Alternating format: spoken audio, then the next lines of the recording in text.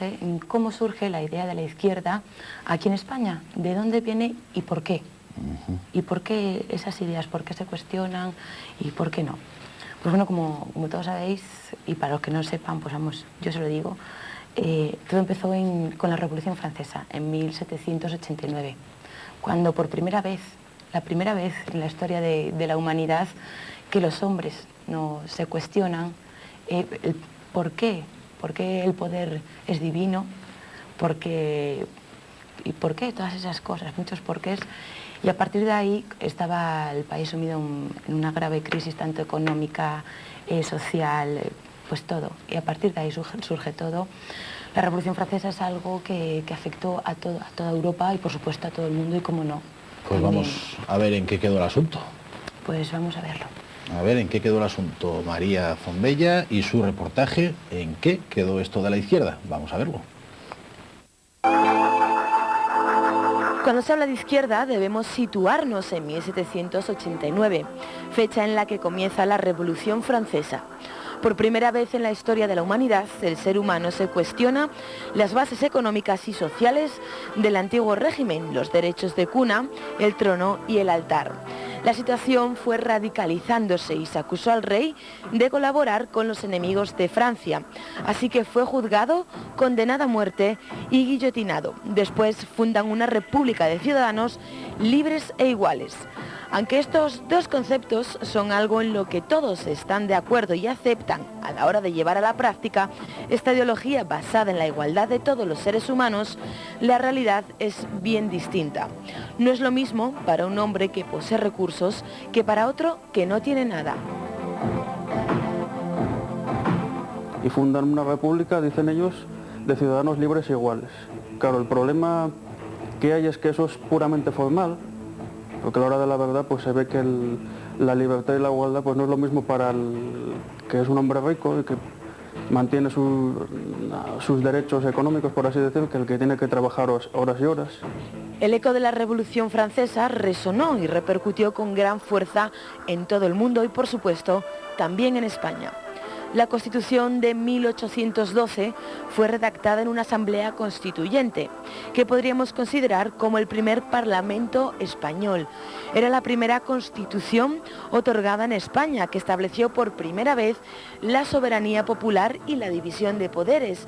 A partir de este momento es cuando surgen los diferentes modos de entender la izquierda. Aparecen anarquistas,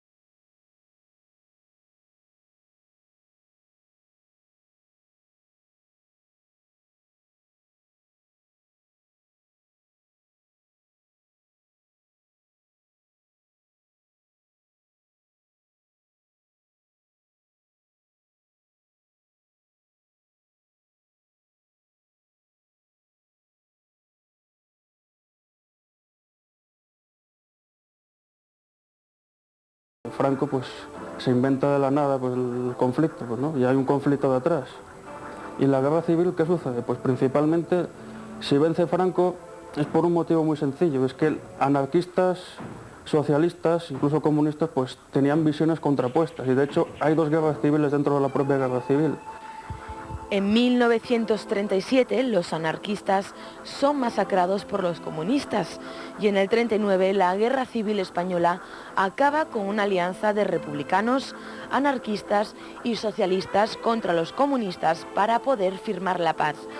De todos estos hechos se deduce que no se puede hablar de una sola izquierda, hecho que no ocurre con la derecha, porque se identifican con otro modelo que no necesita justificarse ni demostrar nada, porque el trono y el altar nunca se han cuestionado. Terminada la Guerra Civil, en el 39, dando la victoria al bando nacional asociado con la derecha, pero en realidad, a lo largo de las décadas de la dictadura, esta postura evolucionará hasta unas posiciones que se acerquen a un capitalismo de mercado liberal y socialdemócrata. A partir del 45, la situación cambia notablemente. Los comunistas, enemigos por antonomasia del mundo libre, salían con la Iglesia.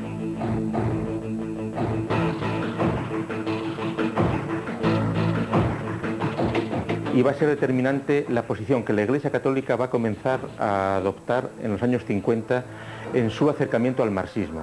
Y aquí se va a producir un fenómeno muy curioso, y es que por una parte desde la Unión Soviética y desde los partidos comunistas europeos van a pensar que su alianza con la Iglesia va a servir para, teniéndoles de compañeros de viaje, lograr alcanzar el socialismo o el comunismo pronto, y por parte de la Iglesia se infiltran en el Partido Comunista pensando que van a conseguir también sus intereses, es decir, desactivar las ansias revolucionarias y desactivar el enemigo de la Unión Soviética.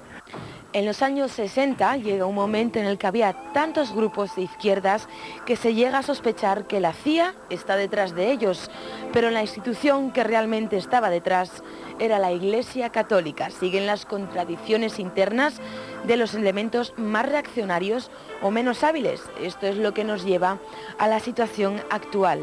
Las diferencias entre la derecha y el Partido Socialista Obrero Español son mínimas. Cascos, que era la derechona, decían, pues se casó, se divorció, se volvió a casar, es decir, todo eso ha quedado ya reducido a la nada.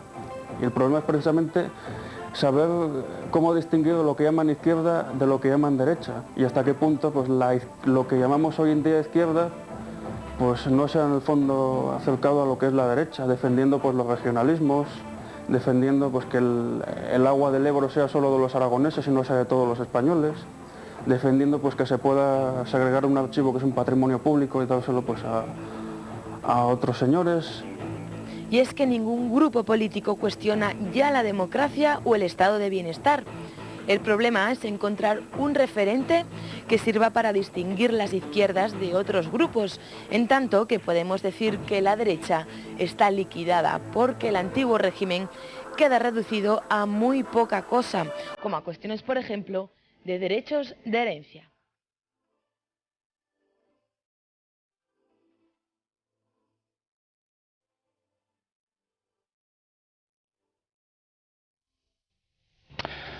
Amigas y amigos de Teleasturias, con nosotros tenemos a don Manuel Blanco Chivite. Estábamos con Manuel Blanco Chivite, escritor, que nos hace la gentileza de continuar con nosotros en este debate para el que organizamos una reunión que a mí se me antoja especial y sobre todo interesante. Emilio Huerta, exsecretario general de Comisiones Obreras, bienvenido a Teleasturias. Muy buenas. Javier Delgado, licenciado en Filosofía y Letras y un hombre que está pegándose con el mundo de la política visto desde la filosofía en su trabajo académico, ¿no? Sí, bueno, ahora estoy preparando el doctorado aquí en la Facultad de Oviedo y precisamente son los temas estos de filosofía política los que más me interesan. Eso. Nada, muchas gracias por la invitación y muy buenas noches. ¿Es usted un teórico? Bueno, la verdad es que sí, teórico, pero no intelectual, ¿eh? Teórico en el sentido de que hay que analizar qué puede ser eso que es la izquierda, hay que clasificar y en ese sentido pues no puede estar uno metido en la política profesional, digamos, sino que hay que salirse un poco a cierta distancia, tampoco mucha, porque nos pueden acusar de estar en las nubes filosóficas, y estar pegado en la realidad a pie de obra, pero ligeramente despegado para poder analizar y poder criticar con unos mínimos fundamentos de objetividad. Pues a su lado tiene a don Emilio Huerta, que estuvo metidísimo en el asunto hasta mancharse, que decía don Emilio. ¿Cómo ve aquí la filosofía sobrevolando sin alejarse demasiado de la política profesional? ¿Qué nos dice hoy la filosofía? ¿Nos dirá algo? Hombre, yo partiendo de mis años de militancia en el PC... Que no fueron pocos, don Emilio. De seguir en Izquierda Unida, aunque ya no de militante, sino de cotizante, y mi experiencia... y partiendo de que soy una persona que yo diría que soy un optimista pragmático, tengo pues tremendas inquietudes, ya no respecto a lo que está actuando la izquierda, que ahí lo tengo bastante más claro, sino de qué posibilidades tenemos de hacer renacer una izquierda que dé ilusión en un mundo de globalización, que ya creo que es difícil que eso salga incluso desde un pueblecín, desde una provincia, desde una región. En definitiva, que lo tenemos bastante crudo. Si me permite, y pidiéndole perdón a nuestro invitado, que estamos aquí con nuestra propia cuestión. Él viene a presentar su libro, pero nos ha hecho la gentileza de quedarse. Hoy es un día que para un hombre procedente del metal como usted, la presencia de este señor, de Lakshmi Mittal, que es el macropoder mundial de la siderurgia, aquí en Asturias, entrevistándose con el gobierno, a usted, que viene del sindicalismo puro y duro del metal en Asturias, le habrá sugerido muchas cosas, ¿no? Hombre, a mí me sugiere bastantes cosas. En lo práctico, como militante, como digo, y dirigente dentro de la rama del metal y fundamentalmente de esta región de Asturias, pero trabajador que fui de Ensidesa y luego de, bueno, pues de todas la misma Ensidesa pasó por 30 o 20 nombres, yo ya ni lo recuerdo, y de mis años de estudiante en empresariales, donde, bueno, pues empezábamos aquello de los trus en el capitalismo, los monopolios, luego aparece la multinacional, y yo digo que ahora aparece un fenómeno nuevo que supera todo, que es la gran OPA, es decir, el gran capital muy organizado, ya no se conforma con tener ni multinacional ya, porque ahí hay dos multinacionales y la OPA es de una a otra, es decir, el mundo pues terminará dividido en 15 o 20 o 30 o 40 magnates, mientras que los poderes políticos pues están diseminados, ¿no?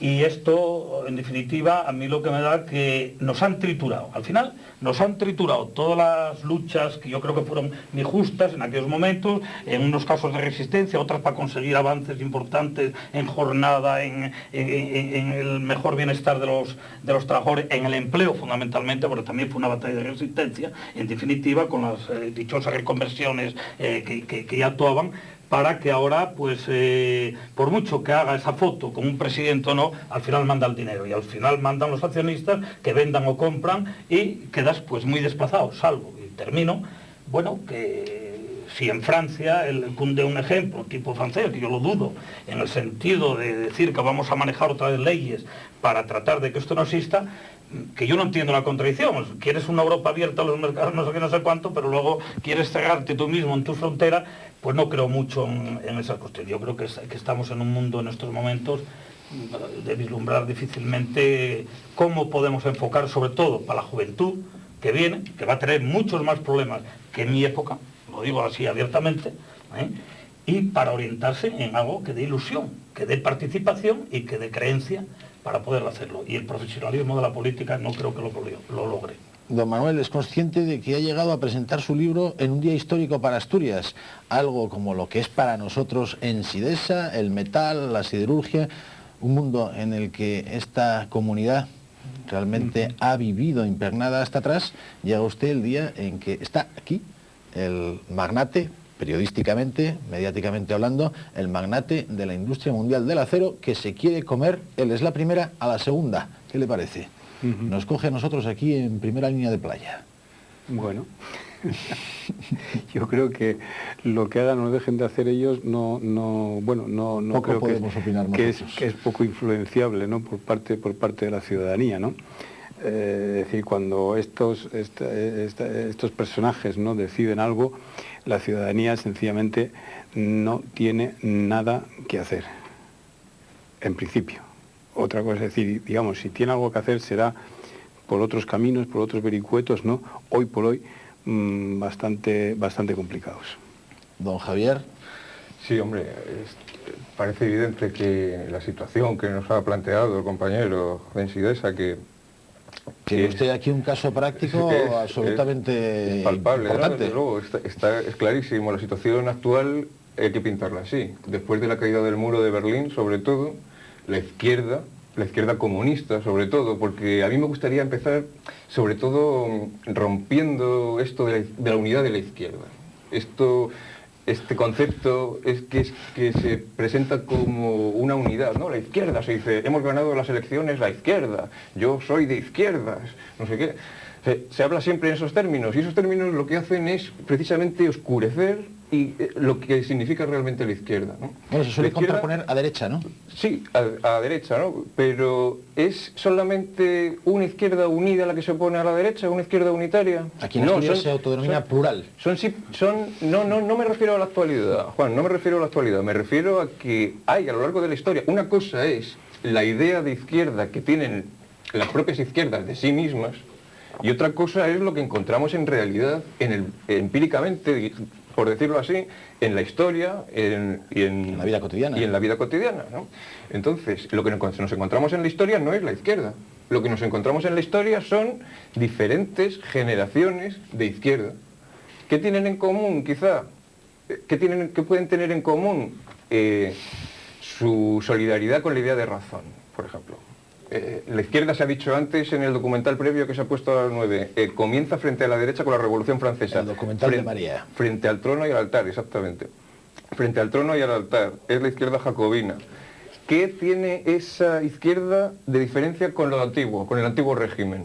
Pues sencillamente la forma de organizar racionalmente el Estado. El antiguo régimen lo organiza de forma anatómica, por unas partes, por estamentos, para entendernos, por estamentos. Y el nuevo régimen, la Revolución Francesa, los jacobinos lo organizan atómicamente, con las partes fundamentales, los individuos, las partes últimas indivisibles. Ya no se puede dividir más la sociedad política que a ese nivel, ¿no? Entonces, eso lo tienen en común las diferentes generaciones de izquierda, que surgen además unas de otras dialécticamente, primero la jacobina frente a la francesa, luego la liberal, precisamente frente a la Revolución Francesa, porque la Revolución Francesa... ¿Usted es consciente de que aquí en Asturias la izquierda es de, ¿cómo lo diríamos?, Montera Picona?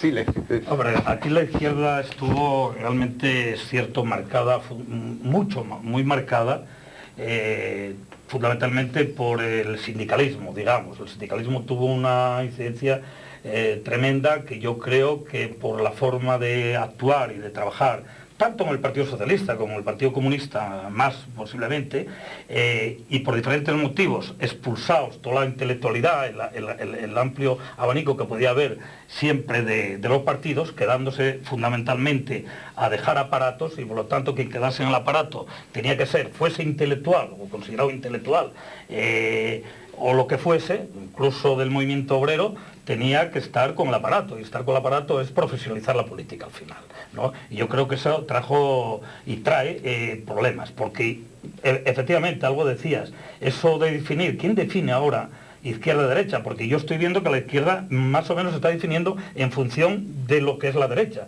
Si la derecha es muy montraz y va muy allá, lo que hace es escorar a la izquierda a espacios de derecha o de centro. Si hay una derecha que efectivamente come no espacio porque es muy democrática y asume muchas cuestiones, porque al margen, con todos los respetos, de hacer la señal de la cruz, la derecha ya asumió perfectamente tronos, altares, no ese es el problema, ni la izquierda tampoco lo es, ¿no? Porque aquí perdóname, que lo del trono y el altar lo digo por lo siguiente. No, ya que cogí la revolución francesa. No, lo digo por lo siguiente, porque cuando hoy decimos que somos de izquierda, cuando alguien dice soy de izquierda, lo que tiene que decir es si es liberal, si es comunista, si es socialdemócrata, o si es maoísta pro-chino. Porque si no ponemos los parámetros, no estamos diciendo nada con lo de somos de izquierda, no decimos absolutamente nada. Pero es que hasta el decir la palabra soy comunista, tú puedes decir lo que quieras, pero luego al final lo pragmático es lo que realizas en los términos políticos de donde actúas. Es decir, que tienes que caer fundamentalmente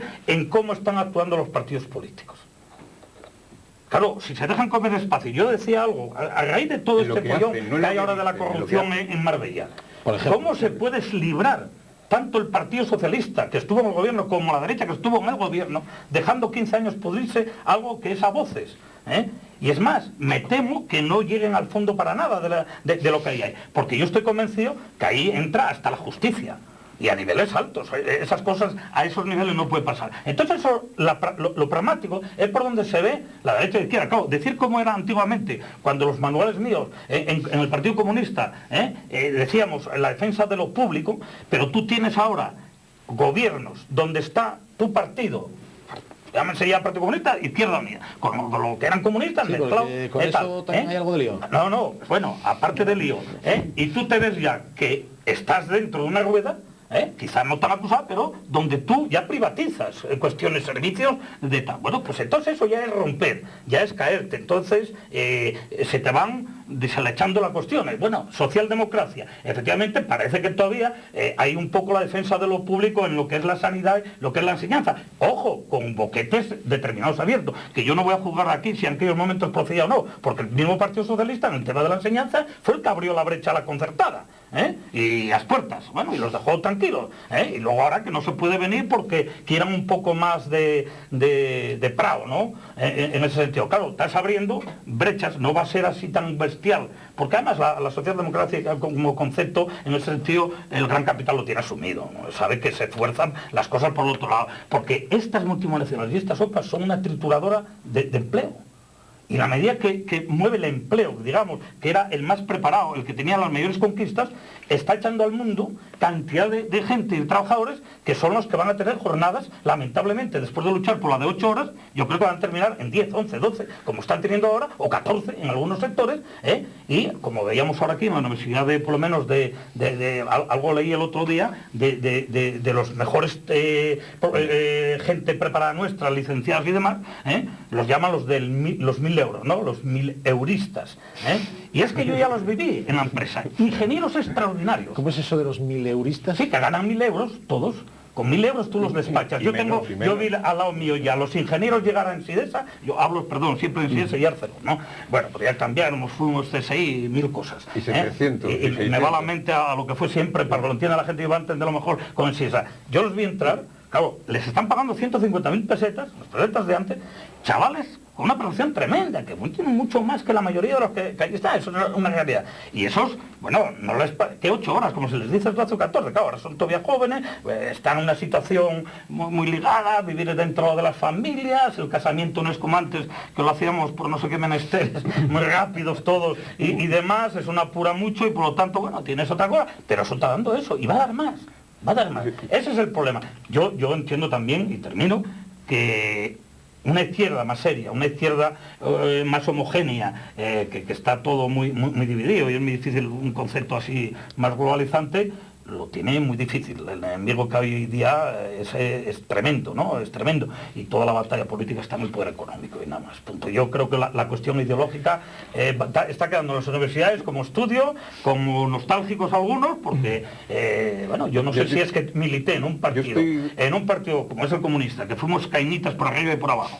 Fuimos porque todos somos responsables, todos los que tuvimos a niveles determinados, y yo miembro del comité central, tanto con Carrillo como con Gerardo, me considero como cualquier otro en ese tinglado, que y sigue en Izquierda Unida, las grandes batallas, bueno, que uno se desmoraliza bastante. Estoy de acuerdo con el panorama que has pintado, completamente. Quiero decir, es ese panorama de la juventud, de todos estos problemas, que hay un cierto desmantelamiento poco a poco del estado de bienestar y todo esto. Esto es una situación que más o menos se ve, se palpa con... El señor Mittal viene de una enorme nación que se llama la India, que es un continente completo, más que una nación, con un peso demográfico que condicionará de alguna manera la forma de concebir las relaciones laborales, y esto sin duda aquí tiene alguna presión sobre nuestra psicología. Por supuesto, ¿no? Por supuesto. Y el problema es que el estado de bienestar que disfrutamos aquí, que disfrutamos en Occidente, que bueno, quizá con matices en Estados Unidos, esto lo que es una herencia de la Unión Soviética, en un plano que ya no es empírico, sino de análisis ya más o menos político-filosófico. Esto es una herencia de la Unión Soviética. Ante el empuje de la Unión Soviética, las sociedades occidentales tuvieron que más o menos imitarla y empezar a dar educación, sanidad y ese tipo de concesiones que ahora, lo que nos ha contado el compañero, están recortando.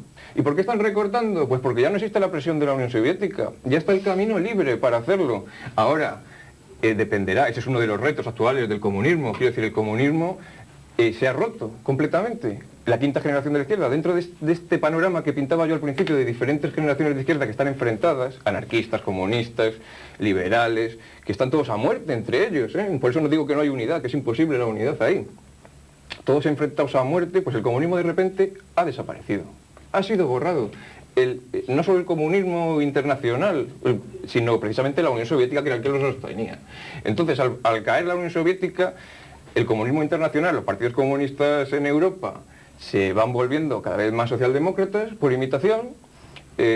Izquierda Unida, de 21 diputados hace 8 años, tiene actualmente 4. Tiende a desaparecer, tiende a fundirse en la socialdemocracia. Llamazares estaba muy contento en las elecciones de 2004 porque había ganado la izquierda y casi desaparece el PC. Pero él estaba contentísimo porque había ganado la izquierda. ¿Pero qué izquierda, señor mío? ¿No? Es lo que estaba yo planteando antes en la mesa. Y la cuestión es cómo esos restos, porque son restos, ya cada vez más consumidos, ¿no?, de ese iceberg comunista, ya los témpanos que quedan de ese iceberg comunista que ya se están derritiendo cada vez más, a ver cómo eso puede resistir al empuje del capitalismo y al empuje de la liberalización masiva, al empuje del desmantelamiento del estado de bienestar. ¿Y hasta qué punto la izquierda quiere defender eso? Porque la izquierda tampoco quiere defender, las izquierdas, los comunistas, los socialdemócratas, tampoco quieren defender el estado de bienestar aparentemente, porque el estado de bienestar depende de qué? Depende del petróleo de Arabia, por ejemplo, para hacer el plástico, para hacer toda la industria química. El estado de bienestar depende de la guerra de Irak, por ejemplo, y nos oponíamos a la guerra de Irak. Don Javier, esta vocación nacionalista que tiene la izquierda se compadece con el peso cada vez mayor de los grandes capitales, por ejemplo, el señor Mittal, porque aquí en Asturias, bueno, podemos hablar de estas cosas con cierta tranquilidad, ¿no? Hombre, pero es un hecho. Esta ideología nueva que después de la caída del muro de Berlín parece que se impone, que es la de la globalización, ¿no? Nos podemos interrumpir todos. Parece que tiende a romper las barreras nacionales, ¿verdad? Pero que de momento eso no se ve por ningún lado, porque lo que hay políticamente parece que en España es todo lo contrario. Lo que hay es cada vez más fronteras, Yugoslavia de 4, no sé qué, cada vez hay más naciones, en el globo. Entonces no se ve eso, que se rompen las fronteras, yo no lo veo por ningún lado, no sé si lo veis vosotros. Bueno, eso no, el Estado está cada vez más reforzado. Sí, por retrotraer el problema, digamos, al asunto de izquierda y derecha, ¿no? Es decir, hubo un momento que estuvo de moda decir que la clase obrera había desaparecido, y entre las cosas que habían desaparecido, bueno, Marx parece ser que había muerto, la clase obrera había desaparecido y la izquierda y derecha no existían, ¿no? Entonces, me atengo a eso de izquierda y derecha que no existían, ¿no? Estuvo de moda durante una época, luego se vio que era una torpeza por parte del poder y por parte, digamos, de los poderes intelectuales no universitarios, predicar que la izquierda y derecha había desaparecido, porque la duplicidad izquierda-derecha daba un juego estupendo, ¿no? Una moneda no puede ser moneda a no ser que tenga dos caras, ¿no? Eso sí, las dos caras pertenecen a la misma moneda y la moneda es dinero. Entonces, ahora se dice que sí. Entonces lo que ha sucedido, yo creo que aquello de que no había ni izquierda ni derecha era una afirmación muy bonita, porque cabría preguntar, ¿por qué no hay izquierda y derecha? Es decir, ¿es que toda la derecha se ha hecho de izquierdas? Y yo digo, ojalá, estupendo, hombre, toda la derecha se ha hecho de izquierda, entonces ya no hay izquierda y derecha. Pero lo que había ocurrido es que toda la izquierda se había hecho de derechas.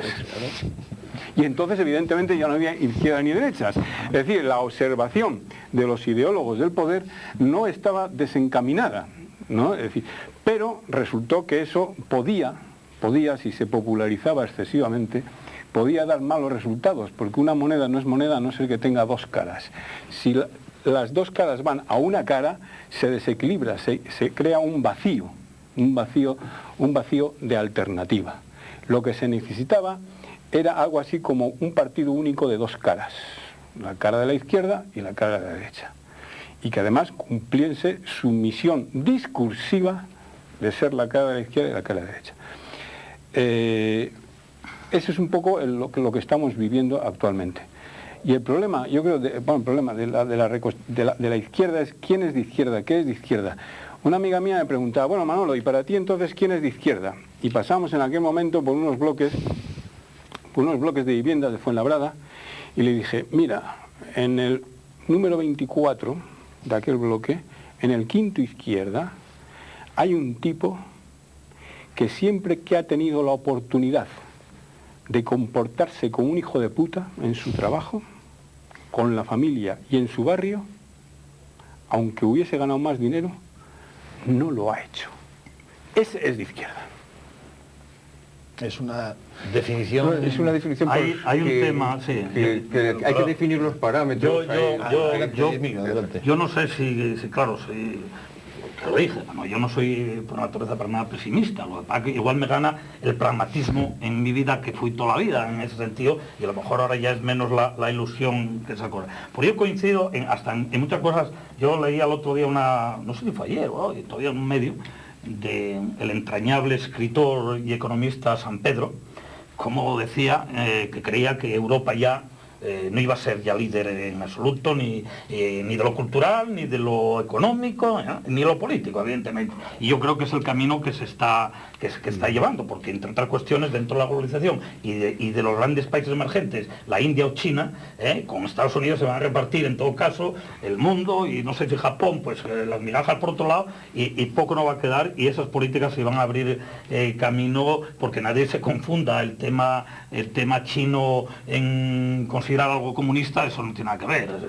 China es una burocracia de un partido comunista que te da las empresas con el 51% ganando y luego te deja ganar todo lo que quiera, salvo 4 cuestiones. Y tiene eso, unos multimillonarios oficiales. No, a tope, no. Si eso entre los 10 primeros ha ido China ya. Sí.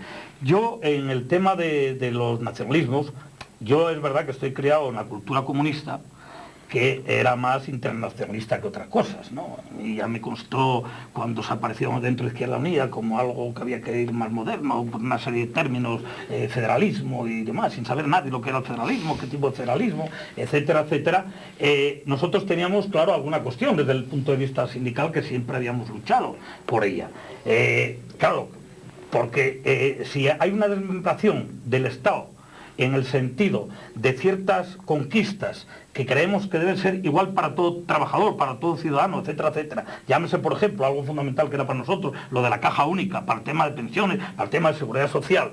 Eso llega un momento que por camino que va la cuestión, es posible que hasta lo logren romper, pues bueno, lo que se estará haciendo es mayor división dentro del mundo de la clase trabajadora. Lo que estará haciendo es diferente a todo lo que promulgaba la izquierda dentro de una ideología. Ahí le doy la razón ahora a Guerra, al margen de su incoherencia en decir unas cosas y luego votar otra con el tema del estatuto, en lo fundamental de que hoy día no está funcionando, y lo que viene a decir mi partido, con palabras claras, el PSOE, la izquierda hoy, ha perdido la ideología y por lo tanto se está transformando al juego que la derecha plantea, que es el poder económico. Bueno, el poder económico nos va a ganar la derecha siempre, porque lo que decía Manolo, claro, cuando desaparece, yo lo decía de otra manera, ¿cómo? Si la derecha va acercándose para acá, porque el poder económico ya lo maneja de tal forma que ya nos tiene destrozados, automáticamente pues tendremos que hacer... No ideológicamente, van a ser cuestiones bipartidistas, es decir, ¿cómo robo el voto? Entonces, si uno se hace mucho para aquí, pues ya me queda el espacio, tengo que hacérmelo, a ver si me lo gano por lo llamado por la izquierda, ¿no? Y entonces se convertiría el Partido Socialista, pues un poco en lo que decíamos hasta del Partido Comunista, lo que era la Liga, los anarquistas, hoy la lucha política real no es más que una lucha por quién va a quedarse con el dinero público. ¿Quién va a ganar las elecciones? La lucha política es la lucha por el dinero público. No hay más. La lucha política es una lucha por el dinero público. No hay. Y luego lo de Marbella, así entre paréntesis, a mí no me sorprende, lo que más me sorprende de Marbella y del asunto de Marbella, y lo que realmente me tiene profundamente intrigado, es cómo y por qué ha surgido este asunto en Marbella y no en 100.000 ayuntamientos más. Esa es para mí mi intriga. Eso desde luego es un misterio, pero no quería el tema que ha sacado sobre los nacionalismos. ¿Alguna explicación ahora? Este tema de los nacionalismos, que es que me parece que hay que tocarlo un poco más porque es que es fundamental y muy interesante. No solo es lo que dices de eso es contrarrevolucionario, ¿no? Dijéramos, en términos marxistas, en términos comunistas. Eso es contrarrevolucionario porque lo que hace es dividir a la clase obrera española y demás, esto de fomentar el separatismo, el federalismo, etc. No solo es eso, sino que es que va precisamente contra los mismos principios de la izquierda radical. Es decir, lo que está proponiendo es una vuelta a la Edad Media, a una nación de naciones, a unas federaciones ahí extrañas de reinos, Reino de Navarra, Cataluña, no sé qué, unas federaciones que son el imperio español, son el antiguo régimen. ¿Y eso es lo que quiere la izquierda hoy? Pues me parece que es que cuando cayó el muro de Berlín se rompió también la brújula. Así pasa, que hay que abandonar las militancias y escribir libros y hacer otro tipo de cosas, leer, como decías antes, a Molinos o a San Juan de la Cruz, volverse místico o artista, porque no hay otra salida, no tenemos otra salida. Yo no voy a pedir a nadie que abandone militancia porque no doy el ejemplo. Yo llevo 8 años pues siendo cotizante, ¿no?, en Izquierda Unida, ni tan siquiera militante, porque militante implican los términos que lo denominamos antes. Hablando en plata, que no va a reuniones. Que no voy a reuniones siquiera ni... Por restablecer el matiz. Sí, pero digo, es que hay un término que es la profesionalidad de la política.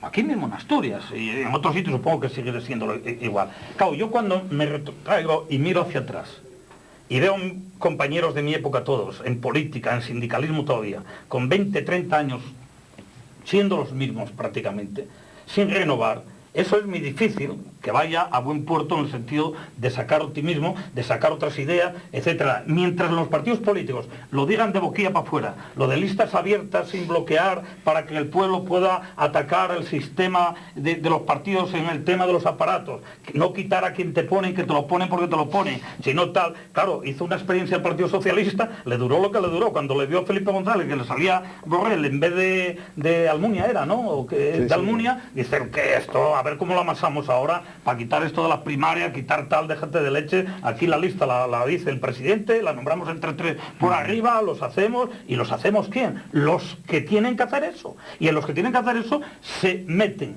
en ser profesionales, no solo por los salarios, por todo ya. Por todo ya, ¿no? Pues se coge una afición tremenda a descolocar. Yo me alucina, sí, yo lo digo, yo me alucina, yo había honrado, gente honrada que todavía sigue, política y sindicalismo, que me decía cuando yo dimití en el 2004, dice, oye, pero ¿y tú? Y ahora vas para Ansidesa a trabajar. Digo, ¿cómo que voy para Ansidesa a trabajar? Si yo siempre creí que tenía que terminar donde tenía que terminar. Sí, esa, yo nunca me creí. Es más, yo creo que ya me pasé un mandato que tenía que haber largado. Pero bueno, ciertas circunstancias a veces te pueden enrollar. Y la única forma de que nadie me vuelva a enrollar ni a hacer cosas de estas es que voy. Pero ¿cómo es esto de que la política tiene que ser profesional? Eso de los grandes salarios que plantea ahora la izquierda hay que tenerlo porque si no la política la hacen los de la derecha. Siempre. Y entonces, claro, ves unos salarios... Pero bueno, de romper de millones en cuestiones que antes se hacía con militancia, que no pueden justificarse. Y ahora no es eso solo, ahora lo que hacen es multiplicar los puestos. Claro, cuando hay problemas porque alguien quiera quitar sillas y hay que dar los míos y más los míos, hablo de los propios partidos que están en los gobiernos, lo que hacen es crear más funcionariado, más metedura de dedo. Ignorante era yo, cuando algunos me venían comisiones a pedir para enchufar a tal, digo, oiga, yo... En la época franquista algo que decían, eso de a dedo, de no sé qué, hay que pasar por todo. Claro, yo cuando ya sufrí mis carnes en algún momento, algún profesor que por circunstancias de lo que tenía político tenía que hacer, me venía a decir, más o menos, siendo de izquierda, me matriculara y que fuera... Hombre, yo, mira... claro, ahí se rompe la ética, cuando se rompe la ética y tal, entonces se te rompe todo. Unos por más y otros por menos. Y es muy difícil edificar si no hay una importante limpieza. Estoy yo queriendo decir con esto que todos los políticos, todos los sindicalistas y todo lo demás son corruptos. Para nada. Yo lo que estoy diciendo es que hay un acomodamiento tremendo y que no tienen mecanismos ni permiten mecanismos de regeneración en estos momentos para que la juventud y nuevas oleadas entren y den otro carácter a esas cuestiones. Sigue siendo el mismo esquema, sigue siendo lo mismo. Ahí sí que no cambia nada. Ahí sí que no hay nuevas tecnologías, no viene nada. Es verdad que parece la misma política, quiero decir, que el Partido Socialista en el año 94 en su congreso se hace liberal. Se hace liberal. Y mucho antes ya lo era. ¿Quién introduce a Popper sino Boyer? No tuvimos que padecer a Solchaga, a su política liberal, las reconversiones, etcétera? ¿Sabes de primera mano? Aquí hubo una experiencia importante con las ofertas de Solchaga. Quiero decir que el 500.000 millones el Partido Socialista, cerrar las minas. El Partido Socialista hizo política económica liberal y el Partido Popular tuvo que ganar las elecciones garantizando las pensiones. Es decir, el Partido Popular se tenía que hacer socialdemócrata y el Partido Socialista se tenía que hacer liberal, cuando gobernaban, ¿eh? Porque si no, no ganan. Es que si Aznar dice, voy a quitar las pensiones o voy a desmantelar el estado de bienestar, no gana. Entonces, pero todos están en lo mismo. Nosotros conseguimos bastante más avances en el sindicalismo en la época de Suárez, con la UCD, que evidentemente con Felipe González, que fue ahí en ese sentido mucho más duro en los temas de la recuperación. Y no soy el que nos diga que efectivamente eran necesarios reconversiones. Es que Javier habló precisamente del ministro Solchaga, que aquí en Asturias tuvo un papel importantísimo en los mentideros y en los debates públicos sobre la política, porque hizo una oferta por el cierre de las minas que tiene una importancia histórica, yo creo que muy grande para nuestra comunidad. No, fue así, el hecho fue así. El tema es que, claro, el venir a analizar una propuesta de aquella, porque hasta teóricamente, planteado aquella cantidad de dinero, a lo mejor había un mecanismo de plan que pudieras ir regenerando a los trabajadores. Por si nuestras espectadoras, nuestros espectadores, recordar cómo en aquella época se estaba hablando de algo que está culminando ahora. Y estamos hablando de unos años en los que empezaba un proceso y había ahí un ministro que dijo, ¿cuántos millones? 500.000 millones. De aquellas pesetas, 500.000 millones de aquellas pesetas. Y bien dio que enredar y que hablar aquella historia. Claro, que fue cuando luego, bueno, el único plan es que en este país, por la reconversión, se plasmó, que merecieran la pena nombrarlo, fue en Sagunto. Claro, pero desde el punto de vista político y sobre todo sindicalista, aquí, en aquellos tiempos, una minería que ya en la época de la transición, cuando empieza a funcionar y va entrando la democracia, costó tremendo trabajo organizarla en el sentido de que no podía servir la huelga en cualquier momento tirar y un pozo, pues hoy paro porque paran dos picadores o tiran el martillo, regenera aquello. Hubo que organizar desde Comisiones Obreras, tremendo esfuerzo hubo que hacer para organizar las huelgas, y que se había que hacer 48 horas, había que hacer 48 horas yendo todos y volviendo todos, y no en plan anárquico y demás. Claro, si tú en aquellos momentos como eso, es que no se atrevieron ni a sacar esto, digamos oficialmente, a ofertarlo a los sindicatos ni para atrás. Me consta que comentarlo con dirigentes políticos de aquella época sí se lo comentó. Claro, nadie se atrevió a decir si podía ser viable, plantearse o ser bueno para Asturias en aquellos momentos. Porque, ¿De qué año estamos hablando? Porque hasta ahora, yo voy a dar un detalle para eso. Hay un detalle. Aquí hasta ahora, dígase lo que se diga, en el plan de resistencia que hubo, mantenido por todos los sindicatos, fundamentalmente, o sea, por los sindicatos mineros, hacia aquí, hasta ahora está saliendo tremendamente bien. Hay que decirlo, para Asturias otra cosa, y que no se sabe aprovechar la cantidad de miles de millones que sacaron los sindicatos para los fondos mineros, que han sido, a mi modo de ver, no aprovechados para una región, porque no funciona esta región como región, tampoco funciona por medios de quién manda en cada sitio y cómo reparto en cada sitio, y de ahí vienen las pugnas que vemos ahora en ese sentido. Bueno, que se pudiera hacer así, sí o no, sería distinto. Pero yo recuerdo a mi amigo Nevado Madrid, fallecido, que era un hombre con una tremenda cultura... Era el secretario general de la Federación de la Minería de España, conociendo la experiencia, tuvo la suerte también de conocer la experiencia de Escargil, que se la comentó muy bien con la Thatcher, dice, Leches, déjate de historias, de históricos y de luchas aquí que creemos épicas y demás, porque si damos con un ministro, y la prueba es que Felipe González quiso quebrar, yo creo que cogió miedo cuando el encierro de Barredo, además con un miembro de la ejecutiva del PSOE de aquella, que era Villa, encerrado, que yo creo que a eso hay que darle su valor a José Ángel en ese sentido, porque estuvo tentado a querer quebrar, si no tan fuerte como hizo la Thatcher. Y claro, lo que hizo la Thatcher, la minería, toda una tradición con lo fuerte que era, fue laminar. Metió a Mr. Scargill en el Museo de Cera. Y no solo eso, metió lo más lamentable, que dejó rotas a las familias, separaciones, sin dineros de tal, bueno, de no contar, enfermedades mentales y todo, aquello fue pasmoso. Y digo yo, Nevado cogió buena nota de aquello, a decir, aquí hay que negociar, vamos a ver cómo tiramos de la cuerda de eso, negociar, mandar a los mineros en condiciones para casa y tal, porque esto no lo vamos a aguantar, esto vienen a por ello y punto, ¿no?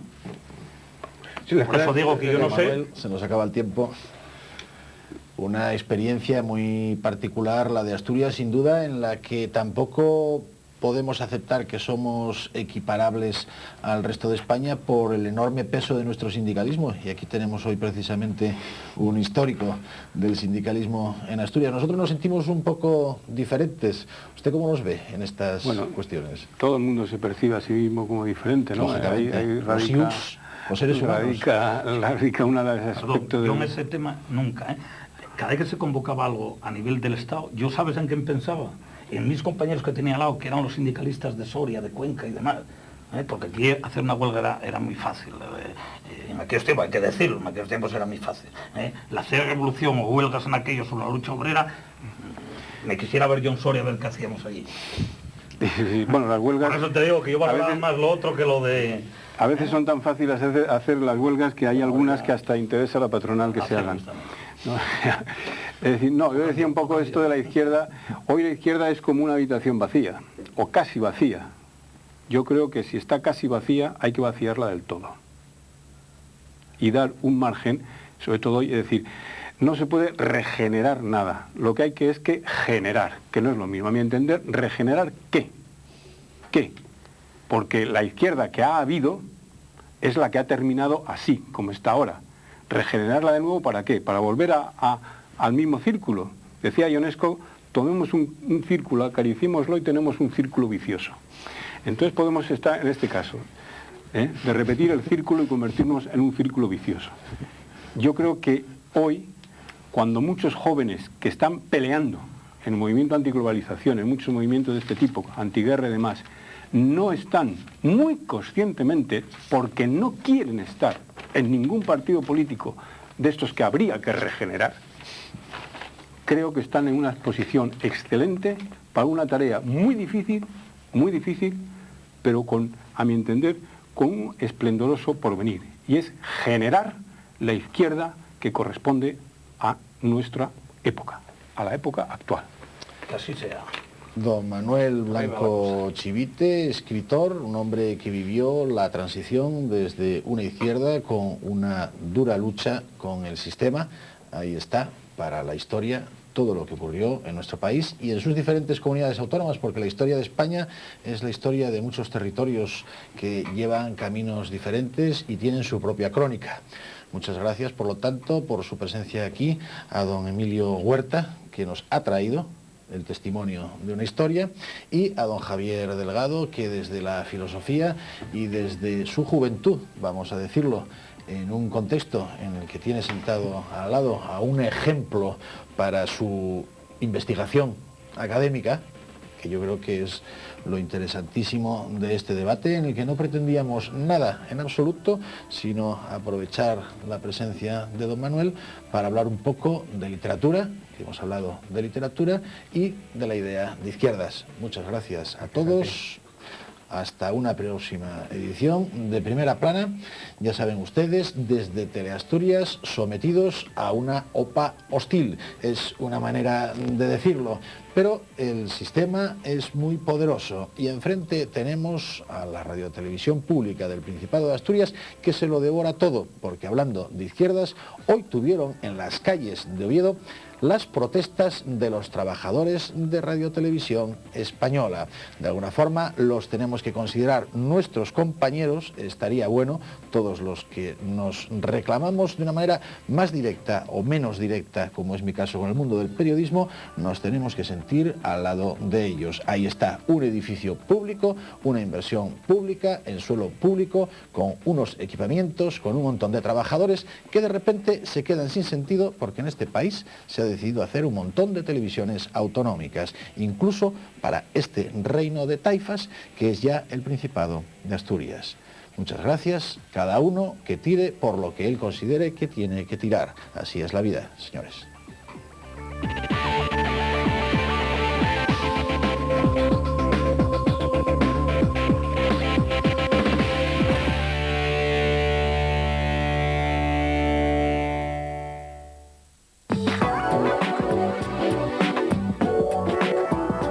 Teleasturias, la autónoma.